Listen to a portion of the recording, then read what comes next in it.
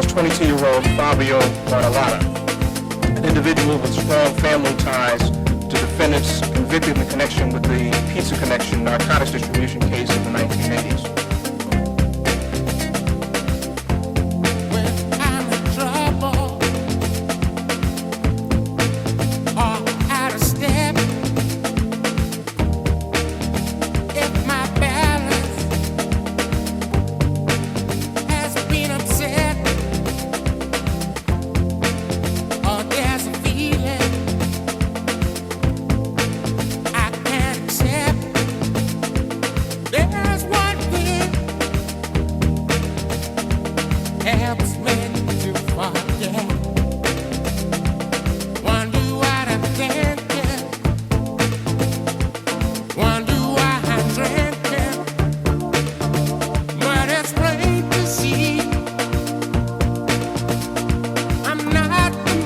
Out of a coffee shop in the Ridgewood section of Queens to have engaged in numerous armed robberies and other violent crimes across Queens County over the past. And it's a shame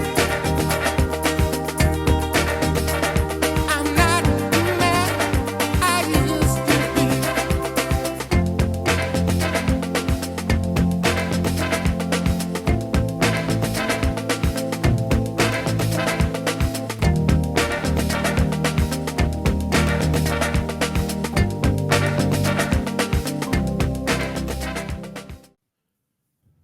Ladies and gentlemen, welcome back to 52 Topics with Frank Fiordolino. Ridgewood, a true story. Season 3, Episode 8. A real sit-down. So, Frank, in Episode 7, you took the step that you thought was the right step to take in that life, and that step was taking another man's life. Some of our audience was not ready for it.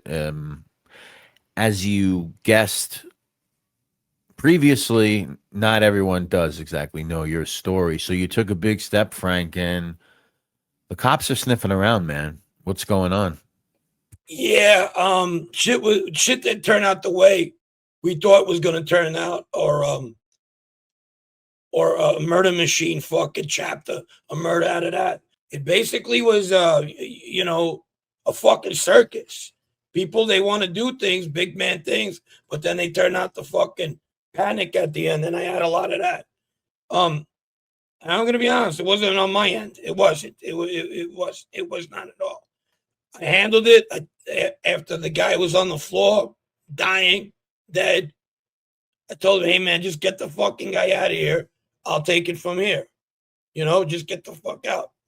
A little did I know, we made a little bit of we made noise, and the neighbors called the cops. I found that out later. But we got through that on the last episode. Now I was taken into the precinct, and I don't know how this stuff works on the police end, but they had given me gunpowder residue test, and they let me go. So basically, in my mind, I went home. And they did tell me, "We're going to call you tomorrow or early this morning." And I was like, okay, no problem. I didn't do nothing. Now, mind you, there was a lot of blood in this place. The deceased was cut pretty deep, okay? And in parts where you bleed the most. So you could imagine how much blood was there. I didn't have no blood on me. So they got a little bit of a fucking situation, you know what I mean? Like, what's this guy's role anyway? And I kind of understood that. Even though I should have just lawyered up once they started really getting on me. But anyhow, obviously I didn't sleep good that night. And I get a phone call around 8:39. It's the precinct. I pick it up. And my mom is always up at that time. She goes, "Who's that?" I said, "No, a friend of my mom. You got Mario Malabra's number." She goes, "For what? Well, what'd you do this time?" I said, "Nothing. I just need it." She gave it to me. And that was about 9. I probably get there at the precinct about 10 with the number on me. Now, trying to, one of those fucking first 48 kind of like situations where the dummy shows up in fucking the interrogation, try to lure him another way, or just associate himself with the fucking case. You know what I mean? Now, who is Mario Malabra? He's a neighborhood lawyer, been a neighborhood lawyer since the early 70s, as I can remember, maybe even earlier. He represented South Carolina in the Pizza Connection case, which was, I think, a little bit too big of a case for him. He was good at what he did: state cases, assault cases, even a couple of murder state cases. But at the level of the federal, after that Pizza Connection case and the way he bombed out, he just went back to what he was doing: local Ridgewood, Middle Village, Glendale cases, Bushwick. Got it. So I entered the precinct. I got Mario's number on me. I'm not bringing Mario with me, obviously, because first of all, it's too fucking early. It's a Saturday morning. And secondly, I don't want to have these guys think I need a lawyer, because then I'm just showing myself being guilty. But in hindsight, I should have not ever showed up without a lawyer. I should have been like, wait a minute, why did you take the fucking the residue, the gunshot residue anyway? You understand what I'm saying? Yeah, you got to play dumb through and through. You got to play dumb. So I show up and I'm like, hey, what's up? And the detective, the lead one there, goes, hey, I know you. I said, where do you know me from? You work at that coffee shop. I said, yeah. And then I recognized him. He looked like Henry Winkler. I said, yeah, okay, yeah. You asked me about Vito, if he'd been around that time. He goes, that's right. I said, yeah. He goes, so we get into chit-chatting. He's playing the good cop. What's going on? Hey, what happened last night? Can you let me know what happened? I mean, do you go there? Who owns the place? And what were you doing there? And it started like that, but then it got aggressive in this part. So you're telling me you go into a place, it's dark, you see blood there, you're not scared, you just stay there. No, I was coming out. That you just happened to be there at the same time. The cop. I knew something must have went on, but you don't know who fucking runs the place. I'm like, I told you, I don't. I go there and play cards. Some Serbian guys have it. I don't know their name. They're off the boaters. I just go to play cards. I met one guy there one time, Joe. He goes there a lot. I'm making these fucking stories up. And they're pretty convinced that I might not know what went on, but I might. Somebody called me there. They felt that I was the guy they called to come clean up. Ah, got it. Because I don't have blood on me and everything. So I picked that up on them too. They go, they left in my role so I could say, yeah, I was, you know what I mean? But I never gave in. I said, no, nobody called me to clean up anything. I'm not. He goes, well, you know what? How old is your mom? I said, she's older. She goes, well, she's going to be pushing a carriage coming to see you in Rikers because something happened here. I said, look, I told you what I told you. And they were like, okay, we'll be back. They leave the room. They leave me there for a good fucking 45 minutes, Finally, I'm getting aggravated. They go, listen, I've never gotten this kind of trouble. We go, what? You have. They go, we got you here on assault. Yeah, well, I got into a fight with somebody in a club, and somebody hit him with a bottle. It wasn't me, and I took the rap for it just because, they were charging me, and they gave me a good fucking plea. I go, how about this one, assault on a cop? I go, that was another fucking, that was thrown out. It not thrown out. It reduced to a misdemeanor. There was a resisted arrest. You got an excuse for everything, huh, Frank? No, they're getting aggravated. So am I. So finally I said, look, man, I don't like where this is going. They go, I want to talk to my lawyer. This is where they fuck up. They go, well, your lawyer don't work on a Saturday. So you're going to keep asking me fucking questions after I demanded my lawyer? Yeah. I go, but wait a minute, I got something for you. At this point, they got the deceased picture with, the dead deceased guy with blood and everything. They go, you don't know this guy? You see what happened to him? Jeez. I said, I don't know him. If you could bring me somebody that says I know him, then call me out a liar. I don't know this guy. I don't even know who this is. And that went back. What was your I gotta ask, what was your inner reaction when you saw that? Because you mentioned First 48 before. We've all seen other people, but this is you now, Frank. What was your first like gut reaction to seeing that photo? It wasn't one like, oh, I'm scared. It was one like, why are you showing me this? Like I Okay. looked up and looked at him, like, what the fuck is this? Yeah. You know, I don't even know who that guy is. I mean, show me a better picture, you know? And they go, okay, all right, you know, then they just kept me there. Then they brought in a fucking radio and put on 1010 wins and go, listen, you probably might hear this case on the radio, you know? They're fucking with me. Yeah. And I'm like, okay, fucking bastards, you know? I just told them I wanted to talk to a lawyer. Now, in the interrogation room up on the second floor of the 104th, there's a see-through mirror. You hear me? Like, Yeah, I'm listening. you got to identify somebody. So they come up and they go, get up. And they did it without my lawyer again. I get up. I hear him on the other side. Yeah, that's him. You know, fuck him. If he did it, he should rot in hell. I hear through the thin walls people talking. And they're people that I kind of heard their voices already. You understand? Yeah, but that could, I mean, listen, That they're could be already, that. they could be the cops, right? It could be the cops. It could be the witnesses at that said I hung out in that place. You know what I mean? Yeah. People, the neighbors, could have been anybody. But I was like, all right, they're building this fucking case. Make a long story short, I'm there maybe good 10 hours. All right? I said, fuck it, I'm fucked. I'm getting arrested. This is it.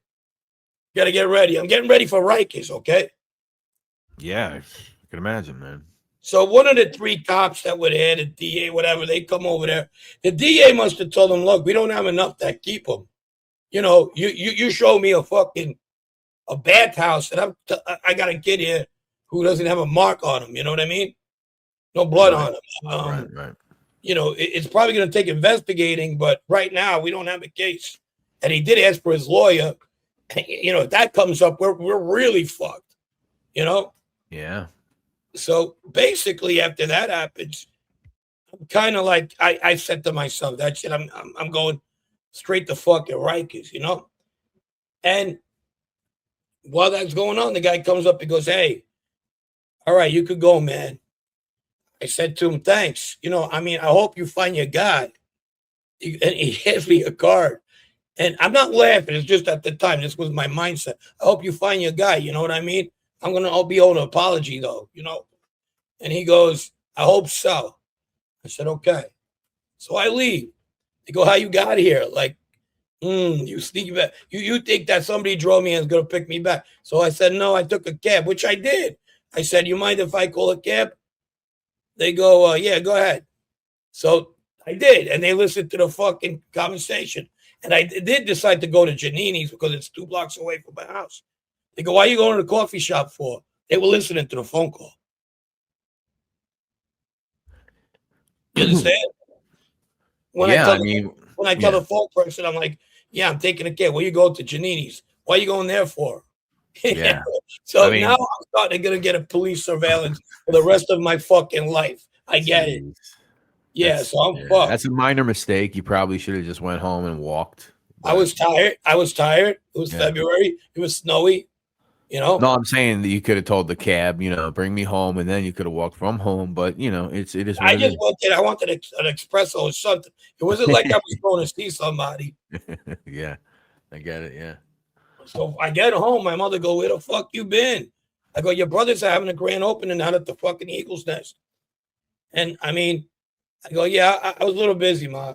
All right, I'll go there in a little bit. So when I go to the Eagle's Nest, I got my cousins there, my uncle Cheech, my brother, who rest his soul, and my brother Rice Ball there. So this place was supposed to be the Eagle's Nest. It was a whole bar. They turned it into, they spent a lot of money on it. My mother took a loan on the bank for it, lent it to them to like a $50,000 loan. My uncle owned the building, so he was like, yeah, just build it and whatever you got to do, you do. Now, the old owners were getting like $300 fucking a month because the place was a dive. Once my brothers fixed it with their own money, my uncle charged them $1,500 a month. Jeez. Yeah, nice fucking guy, all right? Hey, all your friends are gonna come here anyway. Yeah, don't worry about it. And put a machine there too. One of Yeah, mine. yeah, yeah. Don't like worry, they'll that. come. They'll come. So, but Rice Paul had this imagination that, talking about my brother Phil, the asshole, that place was going to be a culinary haven. He's going to have a little neighborhood restaurant. He had some freaking Spanish guy who cooked in Italian places cooked there, and people would come there. A little ambiance and everything. But once I kind of fucked that up too, and I'll tell you why. Because my brother Joe was kind of rooked into that too, and he was doing well at the coffee shop. Phil was like fucking up at the time. He was going through problems with his wife. Had his third child at this time. So they had a lot of fucking things going on. And then I brought this fucking problem. You know what I mean? Yeah. And yeah. at the point, I just talked to my brother on his side. I said, I got a problem. He goes, what's the fucking problem? Where were you? And I kind of told him, but it like went through him. Like, he didn't comprehend because I guess he was like on beer 7. He liked to drink. I like to drink. I'm like, did you hear what I said? I said, I have a problem. I've been investigated for a fucking homicide or whatever. All right. We'll talk about it tomorrow. He's like, Yeah, you're fucking up a joyous event, buddy.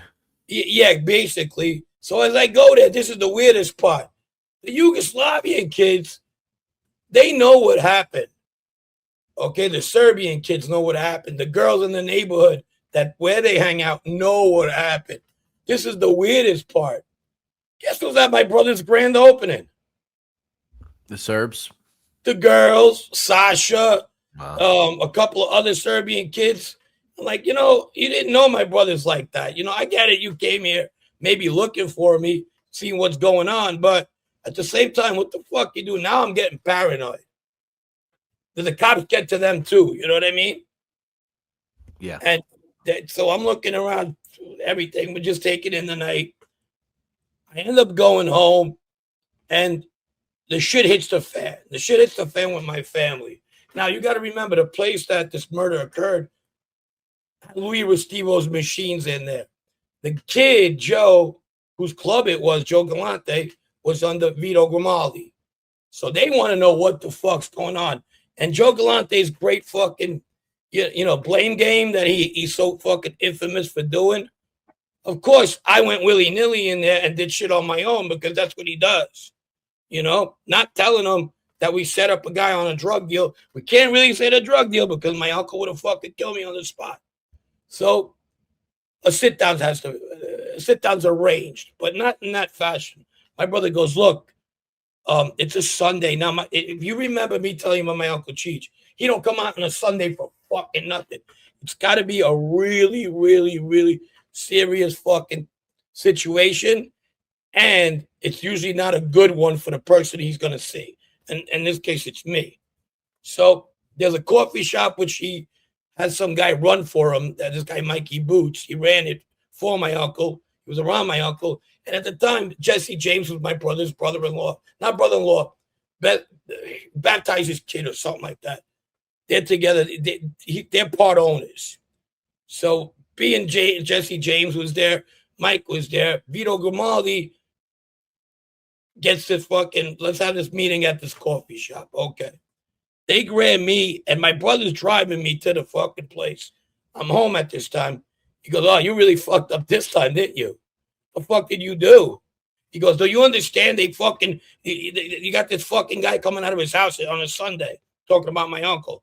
That's not, something happened. I said, I don't want to talk about it. I'll talk about it after. Well, you're going to fucking talk about it. Because what do you think I killed somebody? He goes, what the, all right, whatever. So we end up going there. So when you get to this meeting, so these guys already know, or Louis Restivo, whoever it may be, that something happened inside my place. Right. Okay. So they want to know. So my brother goes, well, something happened. I said, okay, we get there. Vito Grimaldi's there. He goes, hey, Frankie, just him. And my uncle's there. He goes, come on, let's go in the back and talk. What happened?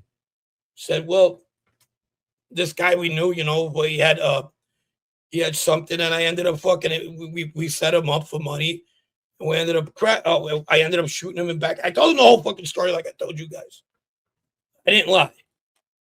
The only thing I left out was the drugs, you understand? Which Vito helped me out over this. Vito Grimaldi goes, so this was over bonds, you know, like money bonds? I go, yeah, bonds. So my uncle didn't catch on, you know, he's like, okay. He's not happy about it, but it wasn't drug. You understand what I'm saying? Yeah, I get it. Yeah. So I got myself like, all right, that's fucking, I dodged that bullet. I'm dodging bullets from everywhere. This is the biggest bullet because look, you got to remember, I shot somebody in another place where Vito Grimaldi had machines there, and Restivo at the time was his captain. So this is the second time this guy's fucking listening, you know, hearing about me fucking wilding out, you know, and which is amazes me. Later on, I get to be really pretty cool with Louis. And he always liked me. You know, he just thought I was fucking crazy, but he liked me a lot. Yeah. You know, I used to bring girls at the restaurant, and he'd be the first one, like, hey, how's it going, Frank? And then you look at the girlfriend now. You know what I mean? Yeah. It was good like that. I mean, his wife there. I knew his son. So it wasn't like he did.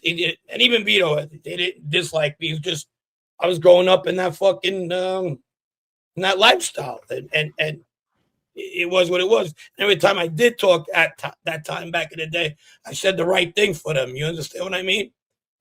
Yeah. Now you say your uncle cheats. You just say he wasn't happy.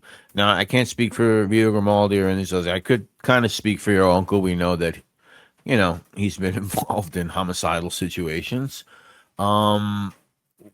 What do you think his real feeling about it was, and what did he speak to you on the side, or was there something in him that said, well, he was going to do it at some point, you know? Well, there's more to the story. I didn't tell you the time fucking punches me in fucking back of the head. I mean, that's coming up. No, he's not happy. He's not fucking happy. He lives with the fact that he sent my brother to go burn a place and he died. And now I'm getting fucking trouble and probably looking at life in prison, you know? So he's like, what is he going to tell his sister? That he had them come to America so they go end up in fucking graves and jails? You know, not that it was his fault. We had that in us. You know what I mean? We had that larceny in us. He wasn't happy, put it to you that way. So anyhow, it ends up like that. It goes, just let's not stir the pot. You know, these are one of the things where you feel like, you know, I might get fucking whacked today. The reaction by fucking Phil on the way there, the reaction by these two guys, Vito handled it great. Like, I mean, it wasn't his problem, but kind of was because this kid was his guy. And it was handled, and I was friends with his son. I was close with his son. So it was my uncle who I still had to wait what the fucking final reaction was. So they're figuring out what they're going to do. I'm figuring out what's going to happen. I walk out of that fucking room. I'm not dead. There's two guys in the front, two guys in the back. That's a fucking sit down. It's not, you know, going to your favorite restaurant and talking about a guy who owns $1,000 to somebody and playing fucking gangster in front of your favorite waitress. So it's serious, okay? I came out of an interrogation. I came out of a fucking mob sit down, and now I'm like, I'm saying to myself, what the fuck? What am I going through? You understand? What's next? You know, I just something in me told me you better get the fuck out of here until everything cools down. And sure enough, my uncle goes, lay low for a day. I'll come see you. I said, okay. So I laid low. I went to my poor sister's house. Now she had no fucking idea. She goes, what are you doing here? I said, I got into a little jam, but I'll be out of your house. She goes, I don't care, whatever. You know, but then she sees my uncle come to the house with my brother. And we go talk downstairs. He goes, your brother got you a couple of tickets. You're getting the fuck out of here. He goes, and then he punches me right in the fucking head. He goes, what I fucking tell you about hanging out with fucking scumbags, especially they fucking. Jesus, he was waiting for that one. Yeah, he was waiting for that one. He hit boom. I was like this. Whoa. You know, and he had big fucking hands. So I told you that. What the fuck? He goes, hit me. Go ahead. You're tough. Hit me. I said, I ain't hit nobody. What are you talking about? He goes, what the fuck is wrong with you? He goes, here's tickets for your brother's driving. You're going to the fucking airport and you're getting the fuck out of here for a while. Don't tell anybody your situation. You lay low and we tell you when to come fucking back. You got that, right? Said, yeah. What am I going to do? You know? And that was it. Fucking like, I'm out of the story for a while. I go on a fucking lab, you know, and that's how it fucking ended. The neighborhood, my brothers, they were going through their shit. I mean, during this time I'm on the lam, their place is tanking. It does better, believe it or not, when I come back eventually. We'll get to that. That's a story for next season. But yeah, one incident, they weren't ready to run a bar. They were having problems. You know, the cops were coming around looking for me, not asking, but circling the area, you know. And they seen that. So I brought a lot of heat to them. Meanwhile, I go to JFK. This is, mind you, pre-fucking 9/11. I get there and boom, I think it was LaGuardia. I don't remember. Anyhow, I take 2 planes, end up in my destination. And, you know, there's some retired mob guys there, and I stay with them for a minute, which I will discuss. But that was that as far as me. Now, like the other guys now, what's going on with them? Fabio was starting to get a lot of heat for hanging out with Vito. They didn't know what the fuck his role was in the Vinny Unions thing. So Patsy Conti was like, I think you need to fucking chill out with that guy for a little bit until we want to know what the fuck is going on. And Fabio swore up and down, I got nothing to do with him, you know. And Paul was doing Paul, you know, playing cards, hanging out, banging chicks, fucking doing what Paul does. You know, he was day by day. And Vito was getting his little crew together. He had another crew, which was part of the crew that a lot of these guys have made now, you know. He had this kid Teddy the Greek around him, this kid Reno. They were doing things. Anthony was still stealing cars, Anthony Christopher. So this is what's going on in this period. Bank robberies are in the future of this fucking gang, obviously. That becomes their new thing.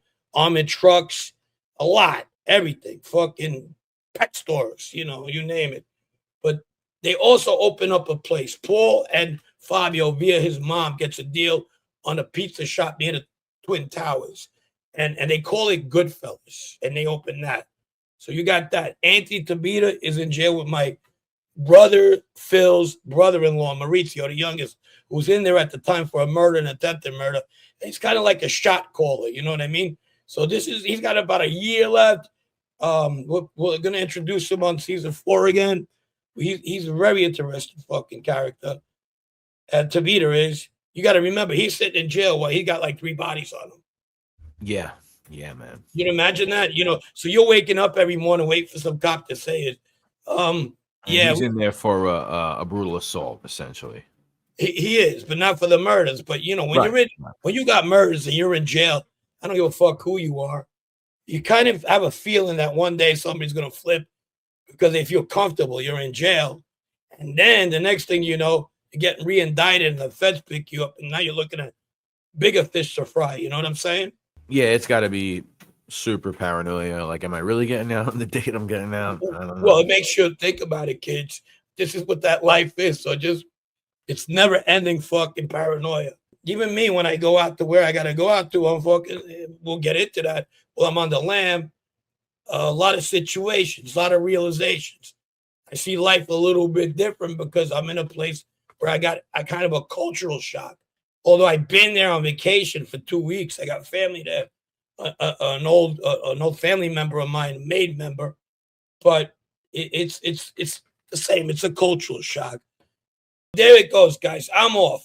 Fuck it. I'll tell you where I'm going. I'm going out to California, sunny fucking California. So California, here I come. Stay tuned for season 4. Ladies and gentlemen, this has been episode 8 for season 3 of Ridgewood, a true story. A real sit down. Thank you all for listening. There's something happening here, but what it is ain't exactly clear. There's a man with a gun over there, are telling me I got to beware. I think it's time we stop, children. What's that sound? Everybody, look what's going down.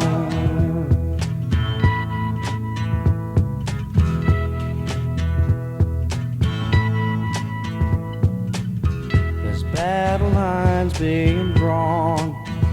Nobody's right if everybody's wrong. Young people speaking their minds are getting so much resistance from behind. Time we stop. Hey, what's that sound? Everybody, look what's going down.